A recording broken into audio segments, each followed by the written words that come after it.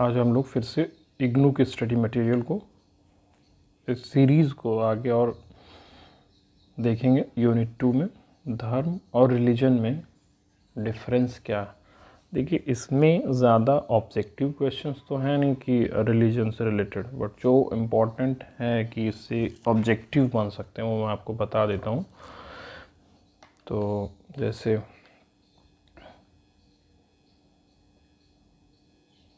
इसमें देखेंगे, धर्म का तो हम लोग ओरिजिन देख ही चुके हैं कि वर्ड से आता है, क्या इसमें सफिक्स है यानी प्रत्यय क्या है, किस प्रकार से है।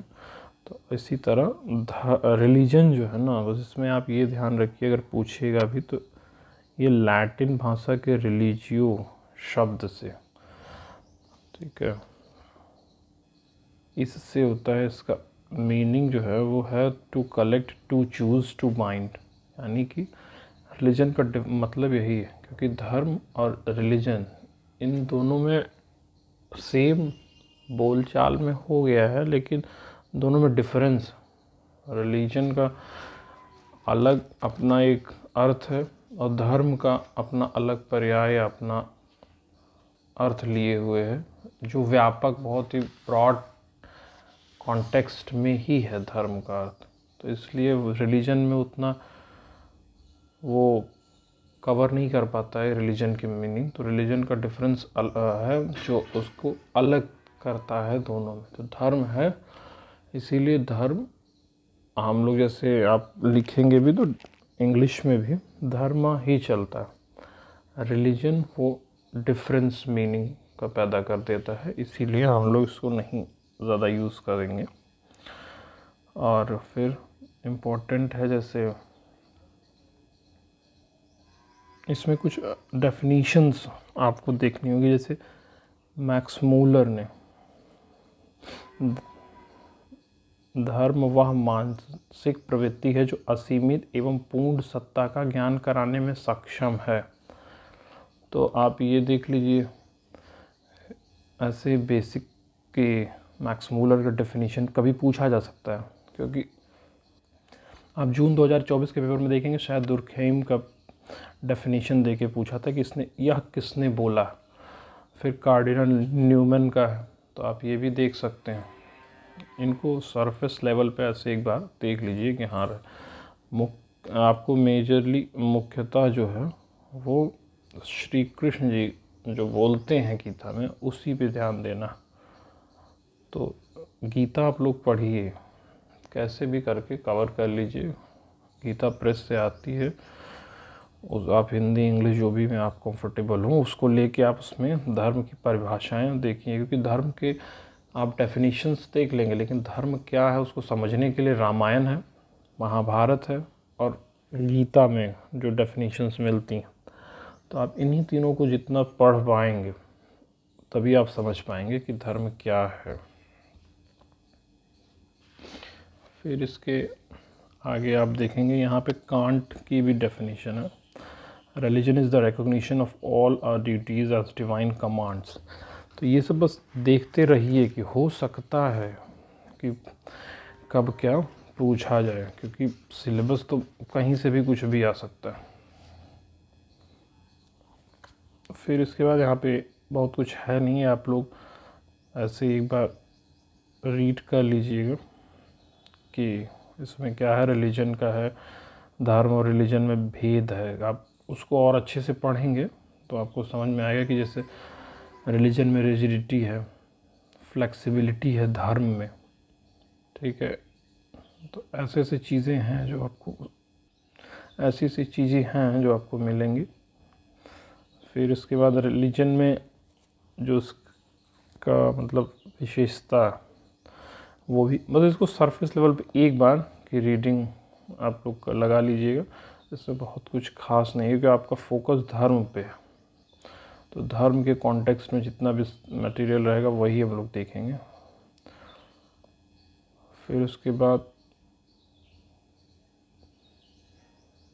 देखेंगे कि धर्म मीमांसा दर्शन और कर्मकांड के रूप में प्रयोग कहाँ क्या कैसे हुआ, इसको भी आप लोग देखिए कि वैदिक मंत्र वाक्यों की व्याख्या करने के लिए 3 मुख्य सिद्धांत हैं। ठीक है, तो ये आप देख लीजिए। फिर उसके बाद जो मीमांसकों का जो पूर्व मीमांसक हैं, जो पूर्व मीमांसक जो कर्मकांड को मानते हैं, उनके हिसाब से, यानी उनके जो वक्तव्य हैं या उनके स्टेटमेंट्स, उसमें है कि यज्ञ ही धर्म, जैसा वैदिक काल में भी बोला गया है, माना गया। ठीक है, फिर जैसे कि ये देखिए कि पूछा जा सकता है कि कौन कौन से 8 प्रमाण होते हैं धर्म को समझने के लिए। तो उसमें आते हैं ये विधि, अर्थवाद, मंत्र, स्मृति, नामधेय, वाक्यशेष और सामर्थ्य। ये इम्पोर्टेंट, आप इनको हाईलाइट कर लीजिए।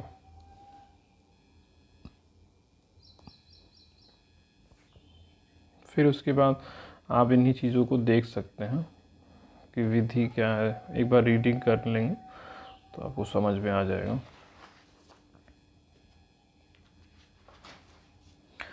फिर अब इस यूनिट में तो कुछ ज़्यादा खास है नहीं, लेकिन यहाँ पे देखिए ये कुछ शब्दावलियाँ हैं, वो कैब हैं।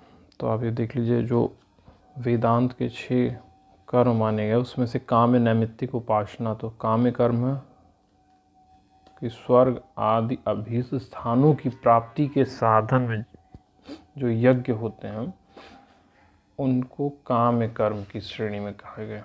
और नैमित्तिक होते हैं जो किसी मतलब कोई कर्म किया जाए, जैसे पुत्र प्राप्ति में या तेष्टि संस्कार, ये सब जातेष्टि संस्कार, तो ये सब हैं जो नैमित्तिक कर्म है कि आपको करने ही है। और उपासना में तो आप समझ ही रहे हैं कि उपासना मानसिक व्यापार को उपासना कर्म कहते हैं।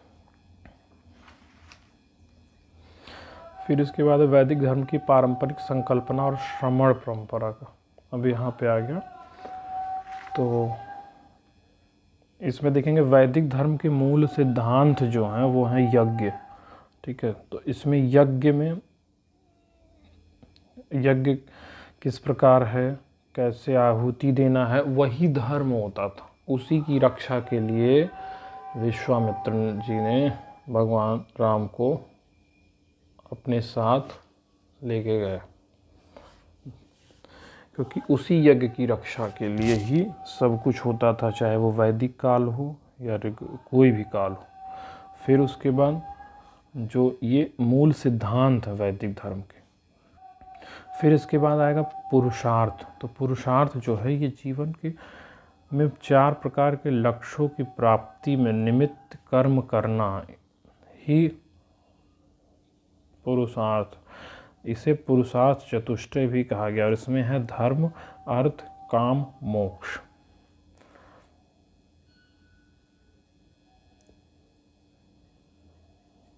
और फिर देखेंगे मोक्ष से संबंधित, मोक्ष अंतिम पुरुषार्थ व जीवन का लक्ष्य है। धर्म एवं काम उसकी प्राप्ति के साधन है। व्युत्पत्ति के अनुसार देखेंगे तो मोक्ष का अर्थ होता है छुटकारा पाना, यानी वैदिक परंपरा में भी बोला गया नश्वरता को दुख का कारण माना जाता है। और आप दुख से मुक्ति पा गए तो आप मुक्त हो गए जीवन मरण के चक्र से। फिर आश्रम व्यवस्था देख लीजिए कि जन्म से लेकर 25 वर्ष तक ब्रह्मचर्य होता है, उसमें क्या है। फिर 25 से 50 तक है गृहस्थ, 50 से 75 है आपका वानप्रस्थ आश्रम, 75 से 100 है आपका संन्यास आश्रम। फिर संस्कार जो होते हैं 16 संस्कार, ये देख लीजिए, क्योंकि ये जो मूलभूत सिद्धांत हैं धर्म के, यही मिसलेनियस के में सिलेबस आपको यूनिट 10 में नेट में दिखेगा, और आपको इन्हीं सबसे प्रश्न आते हैं। तो ये हैं एक्चुअली में धर्म के मूलभूत सिद्धांत। फिर इसमें पूजा, व्रत, उपवास, तीर्थ यात्रा, तो यही सब वहाँ पे भी है। फिर धर्म भी, और इन्हीं सबसे क्वेश्चंस आता है। 16 संस्कार पे आते हैं, ब्रह्मचर्य पे आते हैं, पूजा पे आते हैं, तीर्थों पे आते हैं, द्वादश ज्योतिर्लिंग, इन सब पे ऐसे इसी सबसे प्रश्न बनते ही हैं। फिर तीर्थ दो प्रकार के होते हैं, जड़ और जंगम। जड़ तीर्थ जिसमें गति नहीं है, जैसे स्थान, नदी, तट, संगम, सरोवर आदि। और जंगम है जो गति कर सकते हैं, माता पिता, गुरु या कोई अवतारी पुरुष आदि। फिर इसके बाद श्रवण परंपरा का स्वरूप। अब इसमें देखेंगे आप लोग कि जैसे श्रवण परंपरा में क्या है, बौद्ध, जैन। तो आप इसको देखेंगे तो बौद्ध धर्म का आरंभ गौतम बुद्ध द्वारा अपने शिष्यों को मध्यम मार्ग के उपदेश जब दिए हैं उनसे, वहीं से होता है। जो 4 आर्य सत्य बताए, 4 आर्य सत्य का वर्णन जो निम्न है। संसार में दुख है, पहला दुख का कारण या समुदाय, दूसरा दुख के निवारण निरोध, तीसरा और दुख निवारण निरोध के मार्ग जो है, चौथा जो निर्वाण प्राप्ति है। फिर अष्टांगिक मार्ग है, सम्यक दृष्टि, सम्यक संकल्प, सम्यक वचन, सम्यक कर्म, सम्यक आजीविका, सम्यक व्यायाम, सम्यक स्मृति, सम्यक समाधि। तो आप इन सबको क्रमबद्ध मतलब सीरियल से याद कर लें। क्वेश्चन इन्हीं में पूछा सकता है कि कौन से नहीं है अष्टांगिक मार्गों में, ऐसे पूछे जा सकते हैं। फिर जैन धर्म 24वें तीर्थंकर महावीर के उपदेशों से होता है, जिसमें त्रिरत्न का वैल्यू, यानी कि सम्यक ज्ञान, सम्यक दर्शन और सम्यक कर्म को ही त्रिरत्नों में माना जाता है। और पंच सिद्धांत भी हैं, जो अहिंसा, सत्य, अस्तेय, ब्रह्मचर्य और अपरिग्रह के रूप में दिखाई देते हैं। फिर उसके बाद आगे और देखेंगे तो इसमें आप देखेंगे कि जैन धर्म और बौद्ध धर्म का वर्णन थोड़ा डिटेल है, कि ऋषभ देव का वर्णन तो वेदों में भी आता। फिर महावीर प्राचीन है जैन धर्म। फिर उसके बाद कालांतर में कैसे महावीर के बाद इसका प्रचार प्रसार हुआ, फिर कैसे ये 2 शाखाओं में विभाजित हुआ, श्वेतांबर और दिगंबर। फिर इसमें 13 पंथ कौन है, 13 बिंदुओं पर जैन धर्म के पुरोहित वर्ग भट्टकार से विरोध रखते थे, इसलिए उन्हें 13 पंथ कहा गया। तो पूछा जा सकता है 13 पंथ किस में है, बौद्ध में है, जैन में है, ये क्वेश्चन पूछे जा सकते हैं। फिर आपको इसी प्रकार बौद्ध धर्म में हीनयान महायान में विभाजित हुआ। फिर इसमें अरहत एक आता, तो पूछा जा सकता है अरहत क्या है, तो यह व्यक्तिगत मुक्तियों और व्यक्तिगत ज्ञान पर बल देता है, जिसे प्राप्त कर लेने पर व्यक्ति अरहत हो जाता है। तो गौतम बुद्ध को इसकी उपाधि मिलती है। फिर देखेंगे कि जैसे विनय पिटक में क्या है, तो जिसमें मठवासी जीवन के नियम एवं कानून। सूत्र पिटक में जिसमें बुद्ध की शिक्षाएं। अभिधम्म पिटक जिसमें बुद्ध की शिक्षाओं का विस्तृत और दार्शनिक विश्लेषण किया गया। हीनयान संप्रदाय को भी थेरवाद या बुजुर्गों का सिद्धांत कहा जाता है। तो ये यहाँ पे बहुत इम्पॉर्टेंट है, ये आपको मैचिंग में पूछा जा सकता है या डिटेलिंग में भी पूछा जा सकता है, क्योंकि सूत्र पिटक, विनय पिटक, अभिधम्म पिटक में क्या है, उसका कॉन्टेक्स्ट, किस कॉन्टेक्स्ट में कैसे कैसे क्या उसमें है, आपको यह मैचिंग के लिए आज पूछा जा सकता है। शायद प्रीवियस पेपर में किसी एक में पूछा भी गया है। फिर उसके बाद वही चीज़ उसी चीज़ का रेपिटेशन है यहाँ पे। पुरुषार्थ चतुष्टय जो ऊपर हम लोग बात कर चुके हैं, आश्रम व्यवस्था, जीवन मूल्य। तो अब इसे पढ़ेंगे खुद से तो आपको बहुत सारी चीज़ें स्पष्ट हो जाएंगी। तो आप लोग इन सबको पढ़ते रहें। फिर 24 तीर्थंकरों के नाम हैं, इसमें से आपको पूछा जा सकता है। नहीं देखिए, तो ये पूछा जा सकता है, ठीक है। 28 बुद्ध हो चुके हैं अब तक, ठीक है। अगले जो है 29वें भविष्य में जो बुद्ध होने वाले हैं उनका क्या नाम होगा, उनका मैत्रेय नाम होगा। ये एक इम्पॉर्टेंट है, ये मैत्रेय होगा। जो भविष्य में बुद्ध का जन्म होगा वो मैत्रेय नाम से होगा।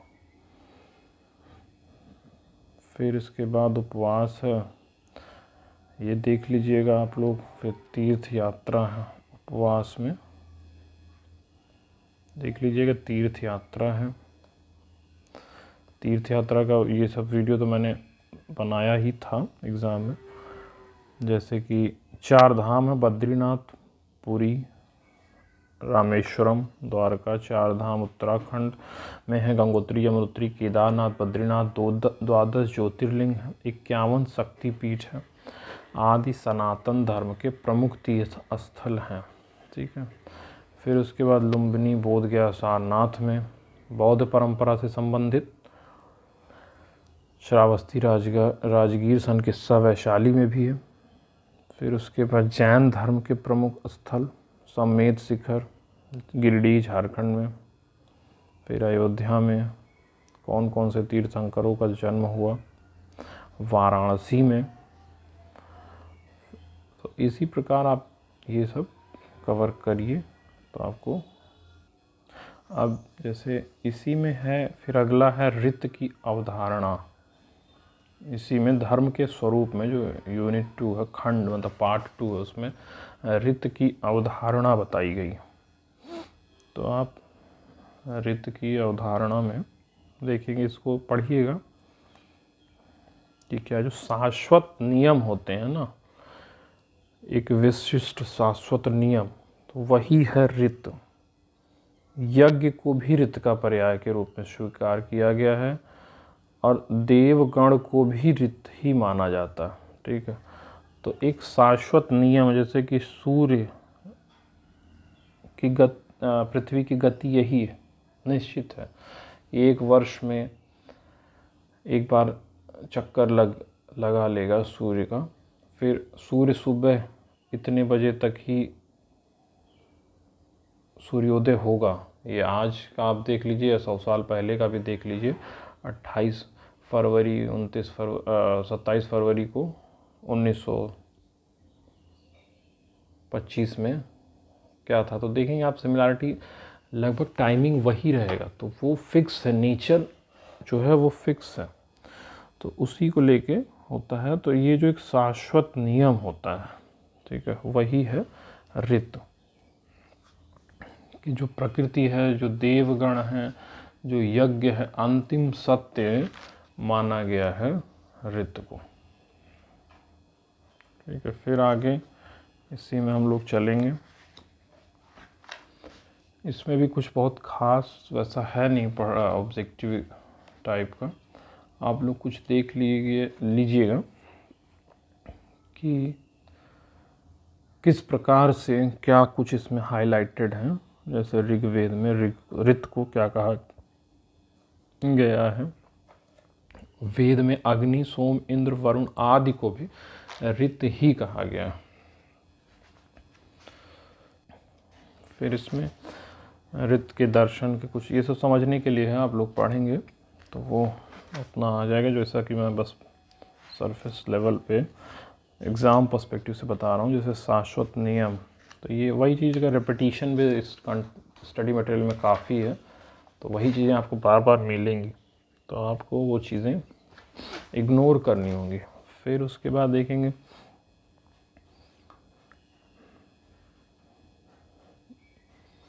अब इधर है जो अगला वैदिक, आगमिक, पौराणिक जो है वैदिक धर्म का उद्भव है। फिर धर्म शब्द का शाब्दिक अर्थ आप पहले देख ही चुके हैं, वही चीज़ें बार बार आती हैं। फिर तैत्तिरीय आरण्यक में कहा गया धर्मो विश्वस्य जगतः प्रतिष्ठा। तो आप इसको देखिए कि यह कहाँ बोला गया, बहुत ही प्रसिद्ध श्लोक है। फिर उसके बाद कुछ कुछ महत्वपूर्ण आप लोग देख लीजिएगा। ये सब परिभाषाएं हैं, कुछ हैं आपको किस श्रुति में, किस ग्रंथ में, किस शास्त्र में, स्मृति में कहाँ बोला गया। जैसे मनुस्मृति में आचार्य परमो धर्म, तो ऐसे ऐसे करके हर जगह पे जैसे भी बताया गया है, तो आप लोग ये जो कुछ प्रमुख हो वो देख लीजिएगा। फिर उसके बाद धर्मशास्त्र में धर्म शब्द का विस्तार करते हुए कहा गया है कि धर्म के 3 स्वरूप हैं: सामान्य धर्म, विशिष्ट धर्म, आपत्ति धर्म। सामान्य धर्म वह है जो सभी मनुष्यों के लिए सामान्य रूप से पालन करने योग्य है। विशिष्ट धर्म के अंतर्गत वह कर्म आते हैं जिनका वेद में एक निश्चित प्रयोजन के लिए उपदेश किया गया है, जैसा कि स्वर्ग की कामना करने वाला ज्योतिषोम यज्ञ। फिर आपद्य धर्म है जो उस स्थिति में काम आता है जब सामान्य धर्म और विशिष्ट धर्म के द्वारा जीवन निर्वाह कठिन हो जाए। उस स्थिति में आप वेद द्वारा निर्दिष्ट धर्म से बाहर जाकर विशेष परिस्थितियों में आप कोई कार्य करते हैं तो वह आप धर्म है। इस तरह से धर्म शब्द सृष्टि के नियम, सामाजिक धर्म और व्यक्तिगत धर्म को परिलक्षित करता है। तो आप इन तीनों का, ये तो सिलेबस में भी है, तो आप कि कौन इस धर्म को, तो ऐसे एक लाइन में पूछा जा सकता है कि सामान्य धर्म कौन है, विशिष्ट धर्म क्या है, तो फिर आपको वो चीज़ सेलेक्ट करनी होगी। फिर ये सब आप इग्नोर करिए। वैदिक धर्म के प्रमुख तत्व जो हैं, वैदिक धर्म देवों का धर्म है, यज्ञ की प्रधानता है, इन सब पे है। फिर कुछ डेफिनेशंस हैं यहाँ पे, कुछ इम्पोर्टेंट, और जो भी बताया गया है कर्म से, सिद्धांत से संबंधित, तो वह सब है। फिर उसके बाद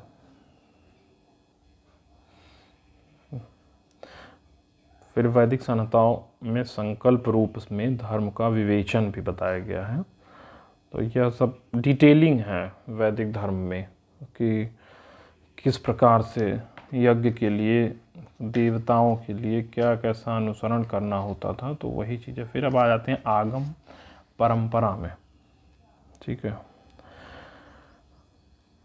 तो इसमें है वेदों को निगम बोलते हैं, और आगम उससे भी बढ़कर है, जिसमें कुछ विशेष कर्म से संबंधित, कर्म कांडों से संबंधित होता है, जो संप्रदाय इसके अंतर आते हैं, जैसे वैष्णव, शैव, शाक्त, गाणपत्य और सौर।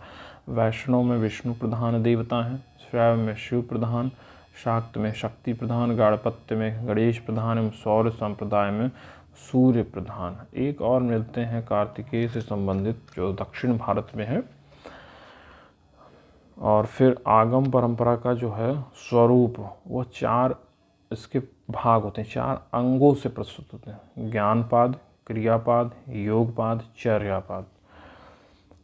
तो ज्ञानपाद आगम में ज्ञान से संबंधित है, क्रिया से संबंधित है, योग से संबंधित, और चर्यापाद। तो यह 4 भागों में इसको देखा जाता है आगम को, उसी के अनुसार इसको समझ सकते हैं। ये जो भी है प्रमुख वैष्णव आगम में 2 प्रमुख संप्रदाय हैं, पांचरात और वैखानस। इसको आप लोग देखिएगा, क्योंकि अभी इतना डिटेल नहीं जाएगा, तो आप लोग बस केवल जनरल जो भी इंफॉर्मेशंस हैं, डाइवर्सिटी रखिए, अपना लेवल जो है वो ब्रॉड रखिए, बट सरफेस लेवल पर ही है। फिर वैष्णव आगम की परंपरा में संसार मुक्ति 4 प्रकार से होती है: सालोक्य, सामीप्य, सारूप्य और सायुज्य। तो यह देख लीजिएगा कि क्या है। जैसे कि सालोक्य है कि उस देवता, जैसे वैष्णव संप्रदाय में है तो सालोक्य है, मतलब मैं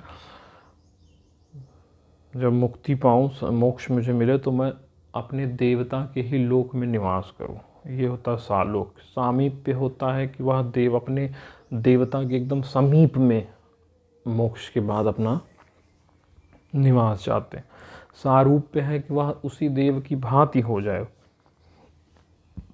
और सायुज्य भी है। तो यह 4 प्रकार हुए, आप इन सबको देखिएगा। फिर अब ये वही पारिभाषिक शब्दावली में एक बार फिर से रिवीजन। धर्म, आगम क्या है, आगम के बारे में। ज्ञानपाद में दार्शनिक सिद्धांतों को प्रस्तुत किया गया है। क्रियापाद में जैसे कि मंदिर निर्माण, मूर्तियों का निर्माण, मंदिर की व्यवस्था, फिर चर्यापाद में पूजन विधान, उत्सव आदि के आयोजन, फिर योग पाद में सभी आगम योग सूत्र को ही ग्रहण करते हुए परमेश्वर के परम सानिध्य का उपाय खोजते हैं। फिर वैखानस में जो है वैष्णव संप्रदाय का जो ये है, वैखानस ऋषि पे मतलब इसका नाम है। फिर इसके पश्चात अब देखिए कुछ यहाँ पे प्रैक्टिस है, अभ्यास प्रश्न भी ऐसे ही देख सकते हैं। वैदिक साहित्य का तात्पर्य क्या है? वेद वेदांग। फिर है कि धर्म शब्द की व्युत्पत्ति क्या है? तो इसमें दृढ़ धातु से मन प्रत्यय है। फिर यह श्लोक या जो अंश है या श्लोक है यह कहाँ से लिया गया? तो यह महाभारत से। पांचरात्र आगम का संबंध है, तो पांचरात्र आगम का संबंध जो है वो कहाँ से है? नारायण विष्णु की उपासना से। फिर है पांचवा में वैदिक धर्मानुशासन का वैशिष्ट है कि वैदिक धर्मानुशासन सार्वभौमिक सभी के लिए। मुख्य रूप से धर्म के कितने उपादान? 5 उपादान। श्रुति प्रमाण को धर्म यह वचन किस आचार्य का है? ये आपको पीछे मिलेगा, पीछे पेज में ही हारित है। वेद में धृतव्रत किसे कहा गया है? ये भी धर्म के स्वरूप वाले में है, जब आपको वैदिक देवता इन सबसे है। वरुण। धर्मो विश्वस्य जगतः प्रतिष्ठा, यह किसमें कहा गया? तैत्तरीय आरण्यक, जो मैंने आपको श्लोक हाईलाइट करवाया था। महर्षि वशिष्ठ के द्वारा इनमें से कौन सा वाक्य कहा गया? महर्षि वशिष्ठ द्वारा जगत प्रतिष्ठा वेदो धर्मोलम, तो ये तो है नहीं, स्मृति का ये है, श्रुति स्मृति विहितो धर्म। निम्न में से कौन सा तत्व धर्म शब्द को परिलक्षित नहीं करता है? अनैतिक कर्म। निम्न में से मनुष्य का धर्म किस प्रकार होना चाहिए? निश्चल एवं सत्य होना चाहिए देव के अनुसार। फिर है आपका वैखानस आगम का दूसरा नाम श्री वैखानस भागवत शास्त्र। फिर है विग्रह से क्या तात्पर्य? वो तो भी पीछे ही मिला था। विग्रह का तत्व भगवान की साक्षात उपस्थिति से। ये सब मतलब बेसिक ऐसे ही क्वेश्चन है, रैंडम, इसमें कुछ मतलब प्रीवियस अभी पढ़ाया हूँ आपको, इसीलिए फिर से इसको बस रिवाइज किए दे रहा हूँ। किस ऋषि का संबंध वैखानस आगम के साथ नहीं है? तो विश्वामित्र का नहीं है। फिर इसके बाद वैकुंठ लोक की प्राप्ति किससे होती है?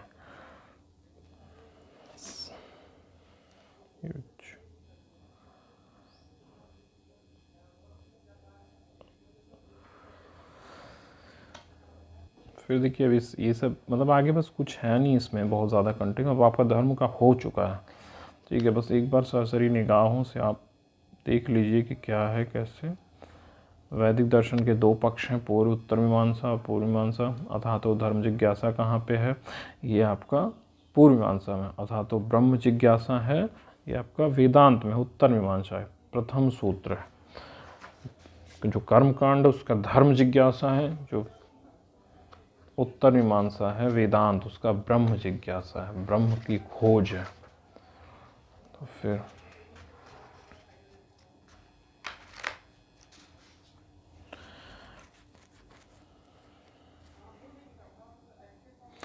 है कुमारिल भट्ट ने अनुपलब्धि को भी प्रमाण मानकर 6 प्रमाण मिल गया है, तो ऐसे रिवाइज कर लेते हैं कि कितना। फिर देखिए ब्रह्म सत्यम जगन मिथ्या,